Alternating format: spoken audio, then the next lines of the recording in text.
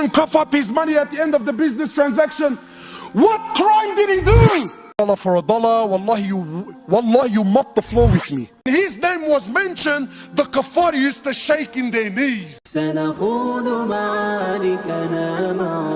Prophet of Allah for 13 years in Mecca, live this with me, 13 years in Mecca, prosecuted, harmed, sworn at, spat at, had dust thrown in his face. They killed his companions for what? For what? What crime did he do? What crime did he do? What? He looked at someone's sister? What? He didn't cough up his money at the end of the business transaction? What crime did he do? 13 years! They boycotted him and his family for 3 years.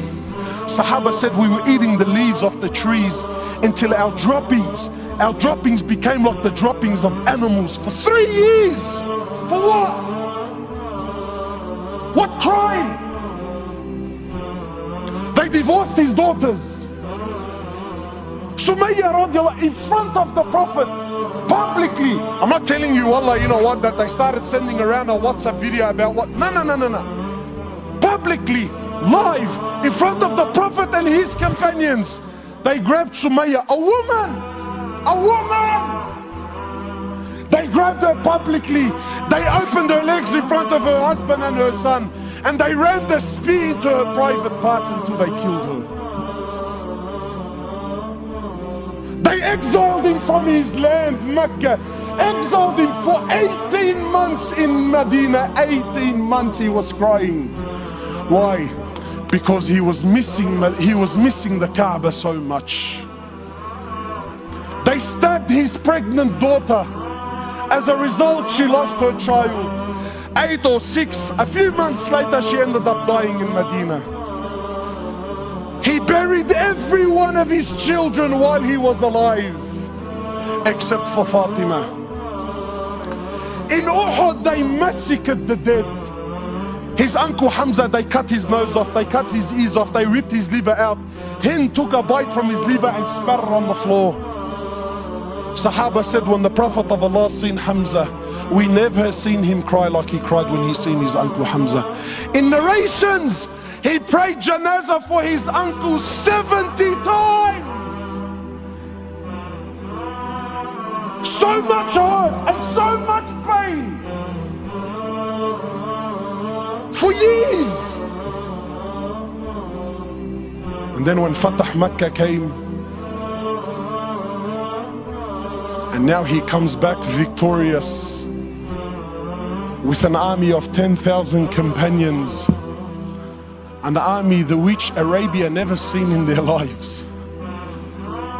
Men who at the drop of a word were happy to give their lives just to see him smile. He enters into the haram of Mecca, 10,000 soldiers surrounding, and those people that harmed him for years and years and years, not Muslims. And I'm asking you to forgive your Muslim brother. God forbid I should ask you to forgive kuffar. I'll be labeled on the payroll, scholar for $1. Wallahi you mopped the floor with me. So I'm not even going to dare to go down that road. God forbid we should follow the sunnah of Rasulullah sallallahu alaihi wasallam. No way, brother. He enters into the haram, 10,000 soldiers surrounding the haram. Those people that harmed him for years and years. Where are they going to go now, bro? Talk about the tables turning, huh? So he looks at them. He says to them, and what do you think I will do with you today? What do you think I will do today? They said, you're an honorable, generous person, the son of an honorable, generous person. The Prophet of Allah turns around and says to the kuffar, اذهبوا فأنتم الطلقاء. Go, every single one of you are free, I forgive you.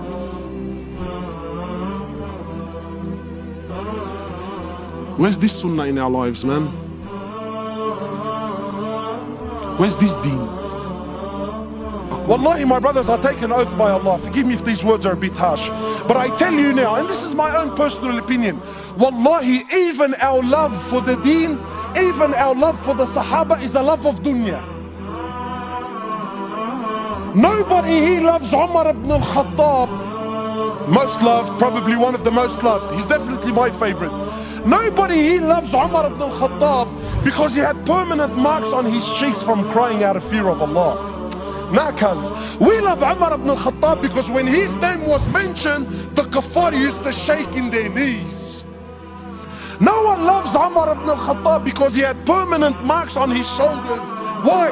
Because he was servicing the community in the late hours of the night when everyone was asleep and wasn't watching. You don't love Umar for that. You love Umar because he was a man, brother. When he rocked up, cars, everyone buckled. The Prophet of Allah, who we claim we love.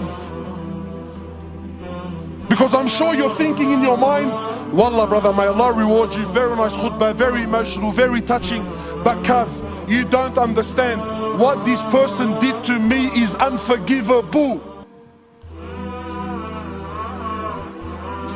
And I repeat, there is absolutely no scenario.